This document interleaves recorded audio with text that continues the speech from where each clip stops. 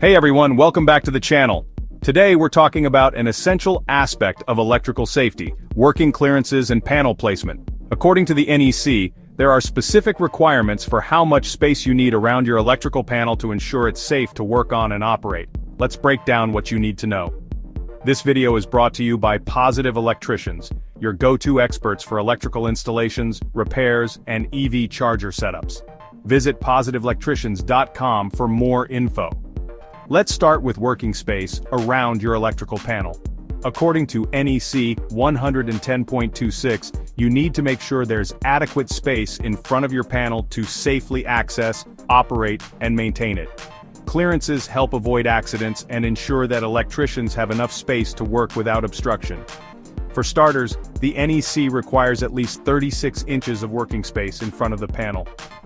This space should be clear of any obstructions, such as shelving, plumbing, or other electrical components. This ensures you have easy access to the panel and can safely perform maintenance or emergency procedures. Next, let's talk about the panel dimensions. According to NEC 110.26a, the width of the working space must be at least 30 inches or the width of the panel, whichever is greater. As for the height, the top of the panel must not be higher than 6 feet 7 inches from the floor. These height and width requirements make it easier for electricians to operate the panel safely. The depth of the working space is also important. NEC 110.26f specifies that the working space should be at least 3 feet deep from the front of the panel. This gives you enough room to move around and work on the electrical system.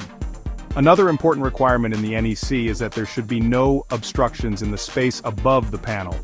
NEC 110.26c specifies that you can't have any structural elements, such as beams or ducts, above the panel that could block access or prevent proper ventilation. Additionally, NEC 110.26d requires that any disconnecting means, such as a main breaker or disconnect switch, be located in the same room as the electrical panel. This ensures you can quickly shut off power in case of an emergency or during maintenance. Here's an example of a compliant panel setup versus a non-compliant one. The non-compliant panel has inadequate space in front, making it difficult to access the panel or work safely. Always double-check the clearance requirements before installing a panel to avoid costly fixes and ensure safety. To sum it up, proper working space and panel placement are vital for safe and code-compliant installations. By following the NEC 110.26 guidelines, you ensure that you and anyone working on the system are safe.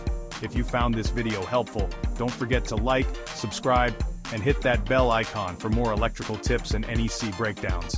Got any questions about panel placements or clearances? Drop them in the comments below. Thanks for watching and stay safe out there. Need professional electrical services? Contact Positive Electricians at positiveelectricians.com or call us at 844-411-0240. We're here to power up your home and business.